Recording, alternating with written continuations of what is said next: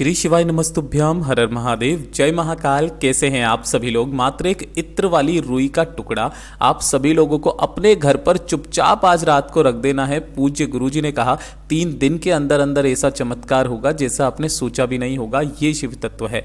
पूज्य गुरुजी की कथा से सुन करके और समझ करके इत्र की रुई वाला उपाय आप सभी लोगों को बहुत अच्छे से बताऊंगा। परंतु उससे पहले आप सबसे एक छोटी सी प्रार्थना, जो लोग पहली बार आए हैं चैनल को सब्सक्राइब जरूर कीजिएगा और वीडियो को लाइक करके देवादिदेव महादेव का कोई सा भी प्यारा नाम कमेंट बॉक्स में लिखना मत भूलिएगा। इस पूरे वीडियो में हम 4 महा उपायों के बारे में बात करेंगे जो कि आपकी अलग अलग कामना पूर्ति के लिए सिद्ध होंगे, तो ध्यान से सुनना और समझना। लेकिन उससे पहले आप सभी लोगों का एक बहुत बड़ा कंफ्यूजन कि भैया अमावस्या शनिवार की है या रविवार की है, मतलब 30 नवंबर को अमावस्या है या फिर 1 दिसंबर को अमावस्या मानी जाएगी। तो उस कंफ्यूजन को मैं आपका दूर कर देता हूं कि अगर आप यहां पर पंचांग देखेंगे 1 दिसंबर 2024 का, तो उसके अकॉर्डिंग जब आप यहां पर देखेंगे कृष्ण पक्ष की अमावस्या की जो तिथि है वो 30 नवंबर को शुरू हो रही है सुबह के 10:30 से लेकर के दिसंबर 1 को 11:51 सुबह तक रहने वाली है। यानी कि जब 1 दिसंबर का सूरज उदय होगा तो उदया तिथि के अनुसार देखा जाएगा तो उस दिन अमावस्या तिथि मानी जाएगी पूरे दिन की। ठीक है। अब जो अमावस्या होती है ना वो तो रात्रि की मानी जाती है, शाम के समय की, जो कि 1 दिसंबर को तो है नहीं है। तो जो अमावस्या की तिथि होती है ना वो 2 तरीके से की जाती है, ये भी मैं आपको जानकारी दे देता हूं। 30 नवंबर को जो अमावस्या है उस दिन किए जाते हैं देव पितृ कार्य अमावस्या। कौन सी? देव पितृ अमावस्या मानी जाती है। ठीक है ना, ये वाली। और जो आप 1 दिसंबर को अमावस्या होगी वो जो स्नान दान के कार्य होते हैं, जो आपके पितरों के निमित्त कार्य होते हैं, वो सारे के सारे किस दिन किए जाते हैं? 1 दिसंबर यानी कि अगले दिन उदया तिथि की अमावस्या के दिन किए जाते हैं। और ये जो इत्र वाली रुई का उपाय है इसे आप दोनों में से किसी भी दिन कर सकते हो, किसी भी रात्रि को कर सकते हो, चाहे 30 नवंबर की रात्रि को, चाहे आप 1 दिसंबर की रात्रि को कर सकते हो। पूज्य गुरुजी ने कहा ना सिर्फ आपके घर की सारी सुख शांति समृद्धि आएगी, साथ ही साथ आपके परिवार में जितनी भी नकारात्मक ऊर्जाएं हैं वो तो दूर होगी, पूरा परिवार खुश होगा, बड़ी से बड़ी कामनाएं पूरी होगी। तो ध्यान से सुनना और समझना। उससे पहले पूज्य गुरुजी ने एक जानकारी और दी थी कि 3 वृक्ष, 3 पशु, 3 पक्षी और 3 जलचर जो आपके पितरों के तुल्य होते हैं और अमावस्या तिथि के अंतर्गत इनके लिए कुछ ना कुछ आपको जरूर करना चाहिए। जैसे कि 3 वृक्ष जो पूज्य गुरुजी ने बताए, जिसमें पहला है पीपल का, दूसरा वट वृक्ष और तीसरा बेलपत्र का पेड़। अमावस्या तिथि के दिन इन तीनों पेड़ में से किसी भी पेड़ के नीचे एक दीपक लगाने मात्र से आपके पितरों का आशीर्वाद सदैव आपके परिवार पर रहता है। 3 पशु जो पूज्य गुरुजी ने बताए, पहला हाथी, दूसरा कुत्ता और तीसरा गाय। तो इनको चाहे तो आप किसी भी कुत्ते को या गाय को अमावस्या के दिन रोटी, जो घर की पहली रोटी मिले, जिस घर की पहली रोटी कुत्ते या गाय को खिला दी जाती है उस घर के पितृ सदैव खुश रहते हैं, पितरों का आशीर्वाद सदैव उसके घर में विराजित रहता है। ये खुद पूज्य गुरुजी के वचन है। 3 पक्षी जो हो गया बाज, कौवा और हंस। अगर आप इनके निमित्त कोई नहीं कर सकते, जैसे आपके आसपास कोई बाज नहीं है, कोई कौवा नहीं है, कोई हंस नहीं है, तो कौवे के नाम से चाहे आप 1 रोटी निकाल करके अपने घर की छत पे जरूर रखा कीजिए इस अमावस्या तिथि के दिन। और साथ ही साथ 3 जलचर, जिसमें सबसे पहला होता है सर्प, दूसरा मछली और तीसरा कछुआ। ये तो कहा ही जाता है कि सांप को दूध पिलाने से आपको सदैव महादेव की भक्ति प्राप्त होती है, मछलियों को दाना खिलाने से आपके घर की सारी दरिद्रता दूर होती है, आपके घर में हमेशा उन्नति आती है। ये सभी जो जानकारियां पूज्य गुरुजी ने कथा के अंदर बताई वही जानकारियां मैंने आपको बताई है। अब बात करते हैं हमारे पहले वाले उपाय की। देखिए, पहला वाला उपाय किन लोगों को करना है कि अगर आपके परिवार की उन्नति नहीं हो रही है, आप चाहते हैं कि आपका परिवार हमेशा उन्नति करता रहे, हमेशा तरक्की करता रहे, कभी भी पीछे मुड़ करके आपका परिवार ना देखे, हमेशा धन की आवक परिवार में होती रहे, ठीक है ना, हमेशा मान सम्मान बढ़े, परिवार में संपदा बढ़े, परिवार की सत्ता बढ़े, तो अपने परिवार के निमित्त इस वाले उपाय को प्रत्येक अमावस्या के दिन करना स्टार्ट कर दीजिएगा। गुरुदेव ने कहा कि अमावस्या के दिन जो ब्राह्मणों को भोजन खिलाने का जो प्रमाण होता है, चाहे आपने ब्राह्मणों को भोजन खिलाया या ना खिलाया, पितरों के नाम की आपने अग्यारी दी या ना दी, या फिर कौवे के लिए भोजन खिलाया ना खिलाया, लेकिन एक काम आप सभी लोगों को जरूर करना है।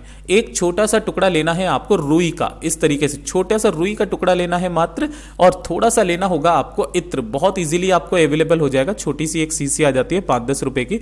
ध्यान रखना, इसके अंदर एक इत्र को छोड़ करके, जो केवड़े का इत्र होता है ना, उसके अलावा जो इत्र आपको मिल जाए वो ले लेना। इसी इत्र की 7 बूंदे आपको इस रुई के टुकड़े के ऊपर डालनी है ना। 7 बूंदे अपने पितरों के नाम से रुई के टुकड़े के ऊपर डालना और उसे वहीं का वहीं लपेट करके इस रुई के टुकड़े को आपके पूरे घर में घुमा करके आपके घर में जहां पर भी पानी पीने का स्थान होता है जिसे परिंदा कहते हैं, अगर ये नहीं है तो आरओ सिस्टम होगा। उस आरओ सिस्टम के पास में जाकर के अपने पितरों के नाम से इस रुई के टुकड़े को यहां पर रख देना है और एक लंबी बाती का दीपक यहां पर प्रज्वलित करना, जिसकी बत्ती का मुख आपको दक्षिण दिशा की तरफ रखना है। इस चीज का ध्यान रखना, अपने पितरों के नाम से जो दीपक लगाते हैं वो हमेशा लंबी बाती का दीपक बनता है और दक्षिण दिशा की तरफ में उसकी बत्ती का मुख होता है। इस तरीके से रख देना। जब यह दीपक ठंडा हो जाए, चाहे तो उसी रात्रि को चाहे अगले दिन, आपको क्या करना है, दीपक ठंडा होने के पश्चात आपने ये जो रुई का टुकड़ा लिया है, इस रुई के टुकड़े को लेना, साथ ही साथ कुछ भी मीठा भोग है ना, कुछ भी मीठा भोग, चाहे खीर ले लो, मिठाई का पीस ले लो, गुड़ ले लो, थोड़ी सी चीनी ले लो, कुछ भी लेकर के आपके आसपास जो भी हरे कलर का वृक्ष हो, मतलब कोई सा भी हो, नीम का हो, बबूल का हो, पेड़ किसी का भी हो, या फिर वट वृक्ष हो, पीपल का हो, जो भी पेड़ मिले उस पेड़ के नीचे जाना, पहले मीठा भोग वहां पर चढ़ाना, एक लोटा जल चढ़ाना और अपने घर की सुख शांति समृद्धि उन्नति की कामना करके उस रुई के टुकड़े को वहां पर रख करके जो व्यक्ति आ जाता है अमावस्या तिथि के दिन, उसके परिवार की उन्नति खुद महादेव करते हैं। पूज्य गुरु जी का बहुत अद्भुत और अचूक उपाय है, जरूर कीजिएगा। अब बात करते हैं दूसरे वाले उपाय की। देखिए, दूसरा वाला उपाय पूज्य गुरु जी ने कहा कि अगर आपके घर में धन नहीं आ रहा, पैसे को लेकर के समस्याएं हैं, कर्जा बढ़ता चला जा रहा है, या फिर आपकी किस्मत आपका साथ नहीं दे रही है, दुर्भाग्य बहुत हाथ लग करके पीछे पड़ा हुआ है, जिस कार्य में आप हाथ डाल रहे हो सफलता मिल ही नहीं रही है, हमेशा फेल होते चले जा रहे हो, कष्ट में जीवन बीत रहा है, एक छोटा सा काम करना कि अमावस्या तिथि के दिन ये जो हरा चारा होता है ना, हरा चारा ये वाला, अपने पैसे से, ये भी चीज ध्यान रखना, उधारी का लिया हुआ पैसे नहीं, अपने पैसे से, अपने धन से आप चाहे तो 10 रुपए का खरीद लो, ज्यादा नहीं, थोड़ा सा, केवल ये थोड़ा सा चारा लेना और आपके आसपास जो भी गौशाला मिले, गौशाला नहीं है तो आजकल तो क्या होता है ना कि काफी सारी स्त्रियां, माताएं, बहनें जिनकी गाय वगैरह होती है वो रोड पर बैठ जाती हैं और वही चारे को भी बेचती है, तो वहीं से थोड़ा सा चारा लेकर के आपको गौ माता के मुख में अपने हाथ से खिलाना है। ये चीज ध्यान रखना, अपने हाथ से खिलाना है। और जब आप गौ माता के मुख में अपने हाथ से उस चारे को रखेंगे, तब आप, महादेव जी का एक बहुत प्यारा सा नाम है वृष कपि, है ना, वृष कपि के नाम से आपको यहां पर उस चारे को गाय के मुख में रख देना है। वृष कपि का आपको स्मरण करना है, इस चीज का ध्यान रखना। जब आप यहां पर चारा खिला दें तो गौ माता का ये जो मस्तक वाला भाग होता है, ये वाला भाग ना, ये वाला भाग महादेव का स्थान होता है। इसी स्थान पर अपना थोड़ा सा हाथ रखकर अपने हृदय की बात, अपनी कामना कह करके आ जाना। अमावस्या तिथि के दिन करके तो देखिए, मेरा महादेव आपको कहां से कहां तक पहुंचाता है। ये शिव तत्व है। पूज्य गुरु जी का बहुत अद्भुत और अचूक उपाय है, जरूर कीजिएगा। बात करते हैं तीसरे वाले उपाय की कि अगर आपका कोई कार्य है जो काफी समय से अटका हुआ है, कार्य में बाधाएं उत्पन्न बहुत ज्यादा होती है, कोई कार्य आपका सीधा तरीके से होता ही नहीं है, चाहे कोर्ट कचहरी का कार्य हो, चाहे नौकरी का कार्य हो, चाहे व्यापार का कार्य हो, कोई कार्य है आपका जो बिल्कुल भी पूरा नहीं हो रहा, अटक रहा है, तो किसी भी कार्य सिद्धि के लिए और अपनी कामना की पूर्ति के लिए एक लोटा जल जो आप लोगे तांबे के कलश में ना, इसी के अंदर आपको एक चुटकी क्या डालना होगा, काला तिल। ध्यान रखना, अमावस्या के दिन काले तिल का बहुत बड़ा महत्व होता है, ठीक है। ये इस तरीके से काला तिल डालना और इसे लेकर के आपको किसी भी पीपल के पेड़ के नीचे जाना है। अब बहुत सारे लोग बोलेंगे कि भैया रविवार का दिन है, पीपल के पेड़ के नीचे तो जाया ही नहीं जाता। तब भी मैंने आपको पहले वाले वीडियो में बताया था कि पीपल पेड़ के नीचे ना कभी भी रविवार के दिन खाली हाथ मत जाना, है ना, वरना खाली हाथ जाने से क्या होता है, दरिद्रता आपके घर में प्रवेश करती है, धन की हानि होती है, ठीक है। तो खाली हाथ आपको भूल करके भी नहीं जाना है, कुछ भी मीठा भोग, एक दीपक या फिर कुछ भी जल, कुछ भी समर्पित करने के लिए लेकर के जरूर जाना, ठीक है ना। वहां जाने के पश्चात सबसे पहले मीठे भोग का आपको भोग लगाना है, मीठे का जल चढ़ाना है और ये जो काले तिल का जल है ना, इसे अपने दोनों हाथों में लेकर के अपना नाम और गोत्र बोल करके अपने पितरों से आपको क्या करना है, कामना करनी है। आपके जीवन में जो कार्य में जो बाधाएं आ रही है, उन बाधाओं को दूर करने की कामना करके समस्त जल को आपको इस पीपल पेड़ की जड़ों में समर्पित करना है। किसी भी समय चले जाना, पूज्य गुरु जी ने कहा ज्यादा से ज्यादा 1 महीना आपका वो कार्य सिद्ध हो ही जाएगा। पूज्य गुरु जी का बहुत अद्भुत और अचूक उपाय है, जरूर कीजिएगा।